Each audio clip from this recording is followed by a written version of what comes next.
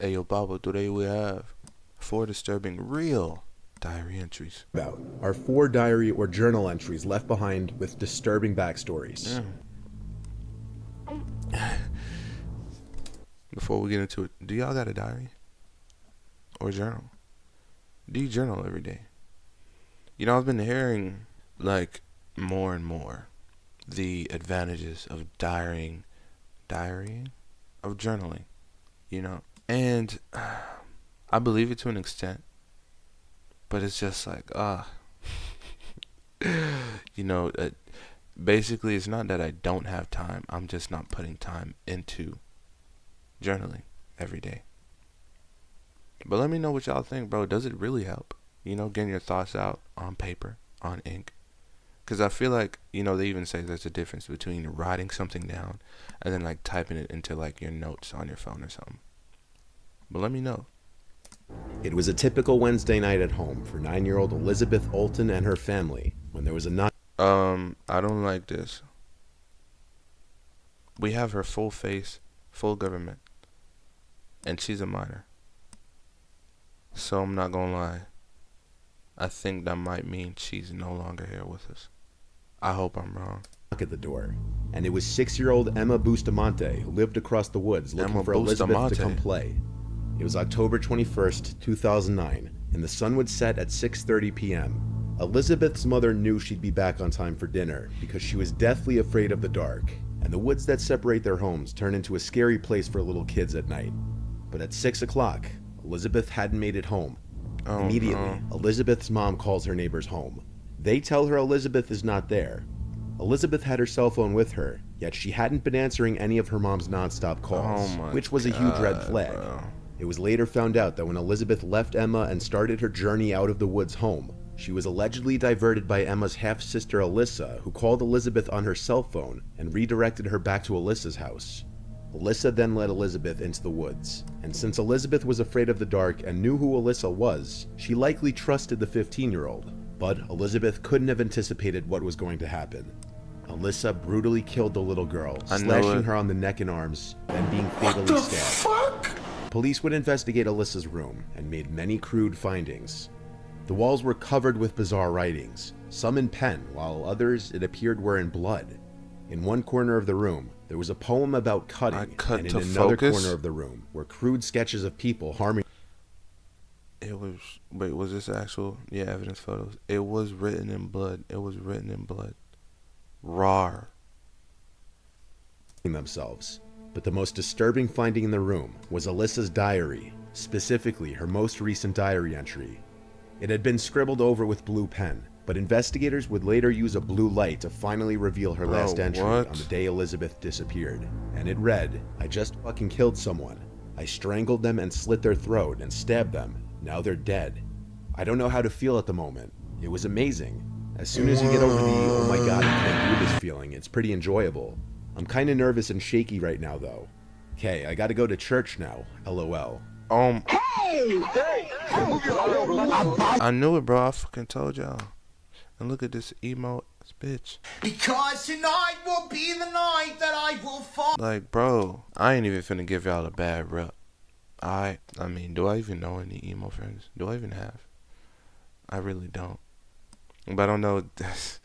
There's all this different emo, alternate, whatever the fuck y'all want to call it. No disrespect. But I knew it. Seeing that little girl, her full face, her full government name in the beginning, I knew it. There's no way she's still here with us, bro. Bitch talking about some after you get past the, oh my gosh, I can't do this. It's quite enjoyable. Taking someone's life is enjoyable to you? Wow. Bro, I hope they throw the book at this crazy, huh? This diary entry was as damning as it could get. Alyssa eventually admitted to the murder during her interrogation. We need to have it all come out now. How did you kill her? How did she die? 9-year-old girls don't just die. We were messing her out. And she fell back Cap. and hit her head. Was her throat cut? You did this. Yeah. Oh.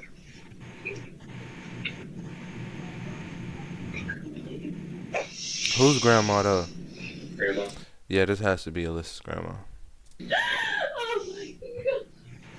The diary entry truly painted the terrifying picture of a ruthless, young murderer that she was. She had been sentenced to life in prison without Thank the you. possibility of parole. Thank you. Elizabeth's body was found in a shallow grave, one of two Wow. that Alyssa admitted to digging a week before the murder, giving rise to the speculation that her twin brothers were the original intended victims. The diary entry was presented as evidence. Bro. What? And it's like, what drives a person to become this? Like, you got 2 twin brothers and a younger sister. I'm guessing y'all was close because, you know, you dug the graves for your brothers, not your sister. But I'm like, I wouldn't say they were living bad. They had houses, property, woods, white picket fence. Like, I mean, the only thing that's coming to my mind is like, okay, she was the eldest, so maybe, you know, there was some going on with that. Because, you know, we see on social media, oh, you know, the you know, like the older sibling has it typically the hardest. Because it's like, you know, you're the first. Everybody loves you, mom and dad all over you. But then, you know, once the next sibling comes, it's like, oh, now all that attention is on the next. God forbid you have 3. You know, I'm not proud to say this, but I am the baby of the bunch. I have 2 older sisters, and I would be lying if I said, you know. I won't say it, but you know where I'm going with that. So I can understand that, you know. So that's the only thing that my mind is going to. Maybe, you know, the dynamic of being the old sibling, you know, like maybe that came in conjunction with some other shits that was going on up here with Alyssa. That made her think, you know what? I'm going to kill my 2 little brothers. She had their graves dug and everything. And I'm guessing it's just since her little sister's friend came up, she was like, oh shit. Okay, this should be easier than doing it to my little brothers. This is, you know, just my little sister's friend. I don't really know her like that. Wow. That she should get life in prison regardless of her young age. Regardless. Believe it or not, there was a possibility that she could only get 10 years in prison, but the diary 10? entry was the icing on the cake that solidified her fate. Both Dylan Klebold and Eric Harris had rather chilling diary entries. Dylan and Eric killed 13 students and 1 teacher, Is this calm? along with injuring another 20. The two's diary entries provided the world with a glimpse into their minds before committing a mass murder. Starting with Dylan, he clearly was suffering from I think this is Columbine. low self-esteem and depression. He really seemed to desperately want friends and to be accepted, but his peers refused to accept him. Dylan was big into writing actually, and he had many diary or journal entries. One of his final entries, though, was a brief outline of his plan on the day of the shooting, even revealing what he planned to wear during it. Walk in, set bombs at 11:09. For 11:17, leave, set car bombs. Drive to Clementi Park. Gear up, get back by 11:15. Park cars, set bombs for 11:18. Get out, go to outside hill, wait. This was clearly an outline for the schedule he had for the day of the attack. What? So what, this nigga goes to the hill and wait. Bitch ass nigga wrote have fun at the bottom. Ugly ass handwriting too. Anyways, car bombs. So he was planning on putting bombs inside the school, in the parking lot, blow them up. Once people started running outside, he was then gonna start shooting. Oh my god. Eric Harris's motivations were not much different at all from Dylan's.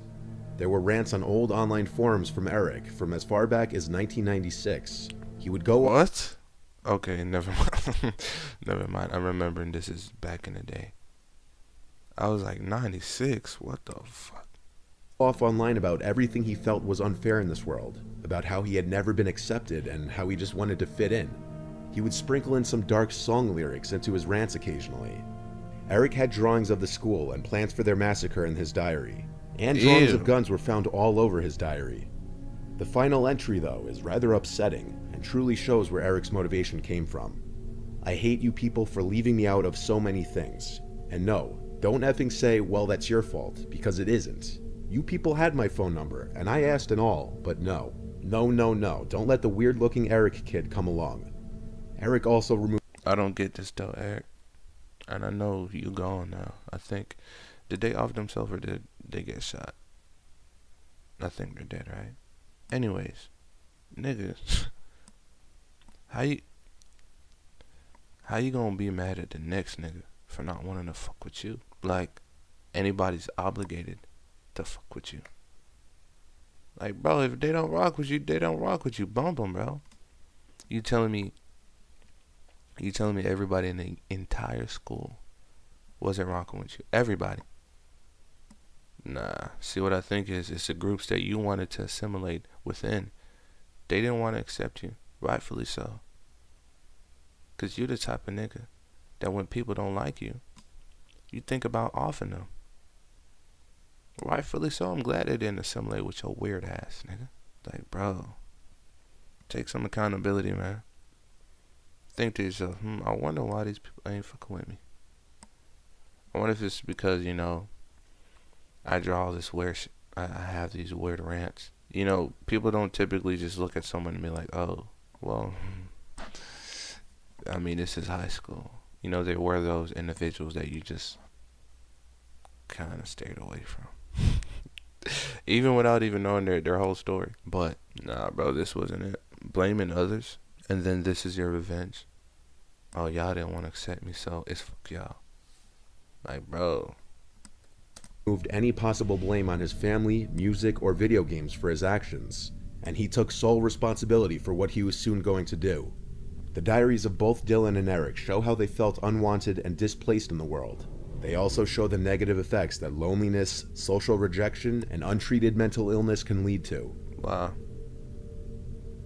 What you're about to hear may sound like a diary entry written by Charles Manson or some other serial killer. It actually appeared in a diary kept by a young girl named Pearl Moen. Yeah. I stabbed an Another killer. That's a mugshot. innocent woman to death earlier today. Technically yesterday, since it's 1 a.m. It was absolutely fantastic. Murder gives me a high unlike any other. It feels like this crisp unreality, flashing and sparkling, adrenaline and shock, fight or flight mode. How do I even go about describing it? The whole thing was unreal. I'm so proud of myself. I stabbed her like 20 times. Maybe more. I wasn't counting. She screamed and grabbed at me, saying, "What the fuck? Help, leave." For now, I should explain why. Other than the fact that I'm a homicidal psychopath, I have a deep hatred towards people right now. There we go. How some people be throwing around the word, oh, I'm antisocial. You're not. You're just an introvert. This, right here, I have a deep hatred towards people. That is. And y'all niggas might think I'm lying. Let me show you. Sorry. Definition of antisocial. Contrary to the laws and customs of society, devoid of antagonists to societal instincts or practices. That's a mouthful right there. Let's look at offensive, beyond the pale, unacceptable, unsocial, not sociable, not wanting the company of others. You get what I'm trying to say here. That right there is antisocial. Yesterday I lost my other gold ring I've worn all my life on a chain around my neck, as it was ripped off by a girl I was murdering. Fate is weird. She was mistaken about one thing though. The woman she stabbed did not die. Wow. Pearl Moen was 17 years old when she attacked a random nurse and stabbed her 21 times. A complete stranger to her, mind you. Pearl had been hiding behind the bushes in a park where the victim and her date were wrapping up their evening. When the woman's date left to use the bathroom, Pearl attacked, eventually leaving the woman she thought was dead. She then took to her diary to write about how thrilling and fun the experience was for her. While her victim survived the horrific attack, Pearl remained on the run for 3 months before law enforcement finally caught up with her after 3 months? a neighborhood association handed out flyers with a sketch of Pearl, and eventually Pearl's own mother would call the police and report that she believed her daughter matched the description of the suspect seen in the flyers. So they just didn't even know who she was. Bro, is this like a Cause y'all know there's a movie called Pearl, right? And I think it's like connected to the movie X, or is the girl's name Pearl? I don't know. But was this like, inspired? Was the movies inspired by this crazy ass bitch? This bitch was on the loose for 3 months. Nigga, when did this happen? In 1986? Y'all ain't got no type of forensics? Bro, that is... Wow. When her bedroom was searched and officers found her diary, there was no question that it was she who committed the brutal and vicious attack. Pearl's victim told her in court that she was glad she stabbed her rather than a child, an elderly person, or someone who could not defend themselves. Wow. The victim said she was able to save herself because of her medical training. Wow. The teenager described herself as a homicidal maniac in her diary, and she definitely proved that to be true. Pearl took a plea deal and is currently serving a 15-year sentence for attempted murder. Y'all can't let this crazy bitch out. I don't get this. Yes, I get it. She didn't off nobody. But she tried to. She thought she did. And she was terrific. She was happy about it. What do you mean 15 years later you're going to let this crazy psycho bat... You finna let her back out on the streets? Bro, I feel like there needs to be a line that we draw. If you exhibit no remorse, if you enjoyed what you did, we can't let you back into society. Because that feeling doesn't just disappear. It doesn't just go away. Wasn't there like a case with some old nigga? Like, I forgot the details, but I think he had some like SA charges. He was doing a whole bunch of like dumb shit. Like stalking, SA, maybe even kidnapping. I don't know. But basically, he would do the crime, get locked up, they'll release him.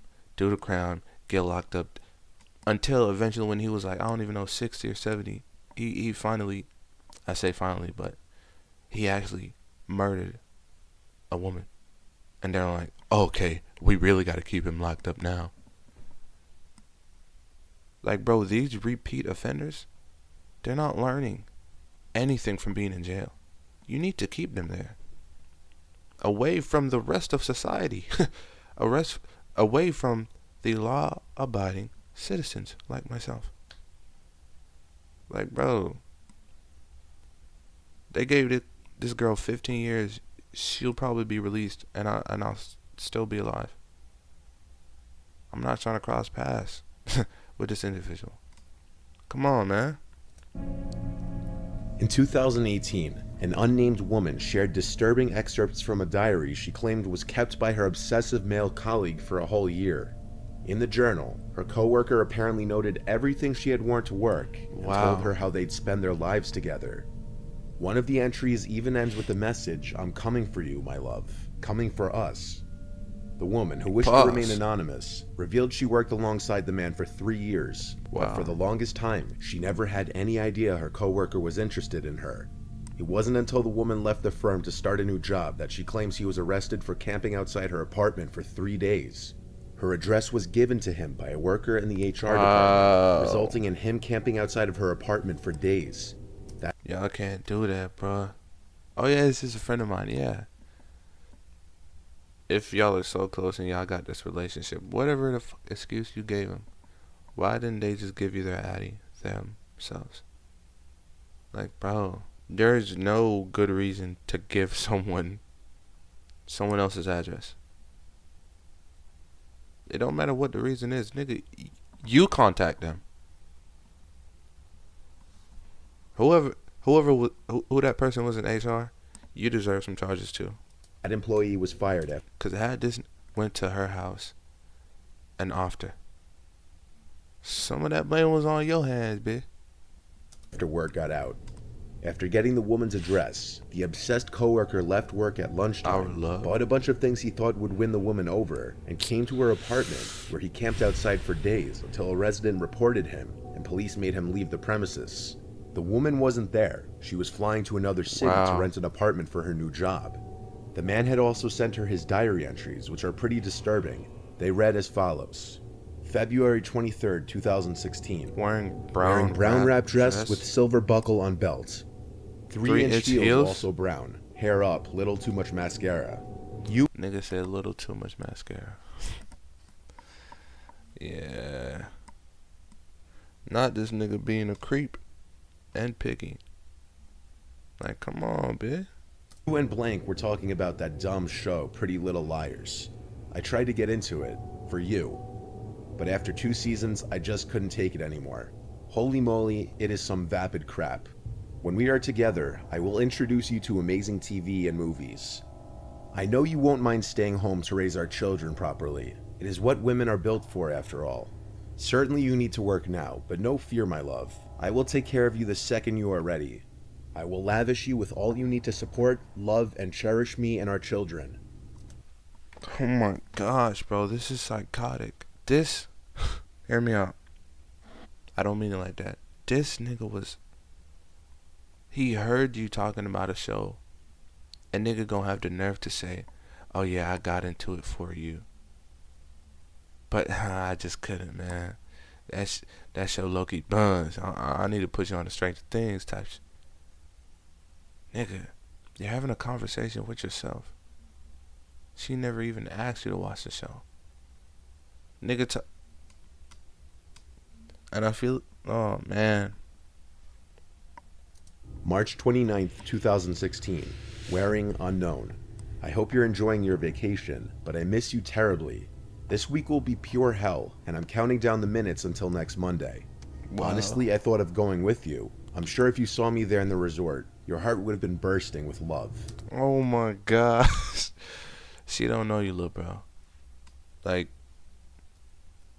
she didn't even know you liked her this entire time she was working with you. Nigga said, I'm sure if I would have showed up, your heart, no. She would have been like, what the fuck is this nigga doing here? I'm sorry for doubting you. Ling dance? Tiny dance? What? But maybe not. I'm sorry for doubting you, but on that tiny chance that you weren't super happy to have me there, parentheses, I can't be part of your friend's wedding, right? I couldn't put you through that. Sometimes it seems like you're close to acknowledging our true love. Other times, it frustrates me. I'm sorry, but it does. I don't want to be mad, so I wait, but not for True love? The most, I'm willing to bet the most conversation this nigga has even had with this individual were passing comments. Hello, how was work today? That's it. Nigga talking about some, you won't acknowledge our true love. And I feel like niggas like this, even though they haven't committed a crime yet, they still need to be locked up, bro. Because it's like, I don't got the answer for you. I don't even know what amount of therapy could help you out of this situation. Maybe it stems from, being a loner. Not having someone. So the slightest interaction you have with people, you just take that shit and you turn it up to 100. All she said was, hey, I like your shoes today. Nigga talking about some we in love. For 3 years, he had this romantic relationship of you and him, all because of one compliment. I don't know what to do with them people, bro. forever, silly. Heck, this could be for the best. Seeing holy matrimony could be the push you need. I hope so, because I love you, and you love me, soon. Cap. November 23rd, 2016. Wearing Who the Hell Knows. How can you do this? How? How can you abandon our one true love? How can you abandon our life together? How can you doom our future generations to nothingness? How? I am bereft without you, adrift at sea. I can't be— Bro, look at his handwriting. It's like getting worse. Like he legit going, these emotions that he's writing, he legit feels them to the core. without you. Lock him Won't up. be without you. I will follow you to the ends of the universe. Know that. I will find you and I will help you understand. For us, to complete the truly most important relationship ever. I see I need to take control. I wanted to wait for you, but I see that like other women, you need your man to take charge. No more waiting. I will show you what you have been too blind to see with your own eyes. What has been sitting patiently, listening, watching, documenting you for posterity.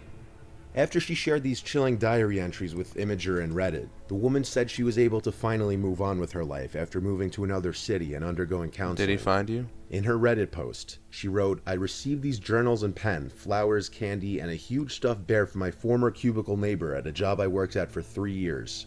As you'll see, the guy is freaking nuts. Our cubicles were next to each other the whole time I worked at this firm. We were kind of friendly the first 6 months I was there. Then he asked me on a date. I very politely declined. Very firm that I don't date coworkers and whatnot. After that, besides for a friendly hello, he said almost nothing to me. I told We you. were on different teams, so it wasn't a big deal to me. But after I turned him down, he started keeping this journal." Referring to the first entry, she added, "This entry also takes a turn into the crazy end. Up until now, he called me pet names and talked as if we were currently dating. Wow. This is the first time that he really reveals that he's planned the rest of our lives out for us. The last 9 months of the journals get really bad, which are the entries you just heard. According to the woman, the man is currently in jail serving a 2 to 5 year sentence for an attempted kidnapping.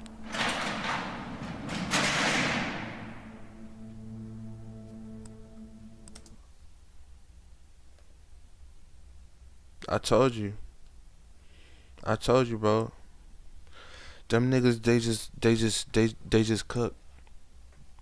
Pack his ass up. Ship him back to where he came from. I'm sorry. But that'll be it, bro. If y'all enjoyed it, make sure you leave a like, comment, and subscribe. Let me know what you want to see next. And I'm going to see y'all in the next one.